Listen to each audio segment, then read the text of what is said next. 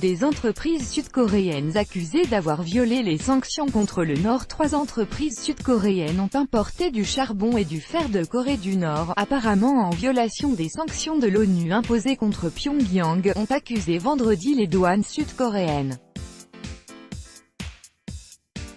Plus de 35 000 tonnes de charbon et de fer nord-coréen ont été importées au sud, via la Russie, entre avril et octobre 2017, a précisé un responsable des douanes.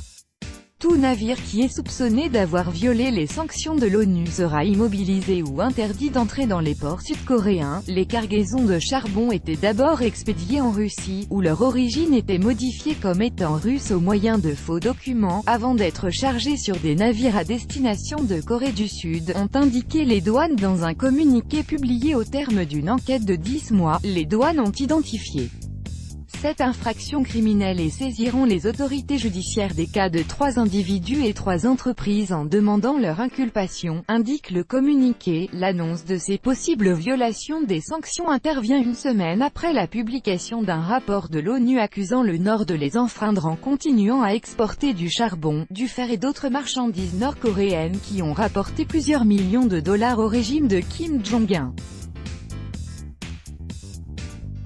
L'an dernier, le Conseil de sécurité a adopté une série de résolutions pour interdire les exportations de matières premières de Pyongyang, afin d'assécher les revenus en devises du régime engagé dans un programme de missiles nucléaires. La péninsule connaît depuis le début de l'année une remarquable détente, qui a été illustrée par 2 rencontres entre le président sud-coréen Moon Jae-in et le leader nord-coréen Kim Jong-un et un sommet historique entre ce dernier et le président américain Donald Trump à Singapour. À cette occasion, M. Kim s'était engagé à travailler pour la dénucléarisation de la péninsule, une formule vague sujette à des interprétations divergentes. Pyongyang n'a procédé à aucune mesure confirmée et dénoncé les exigences unilatérales des États-Unis et leurs méthodes de gangster. Tout droit de reproduction et de représentation réservé. Copyright 2018, Agence France Presse.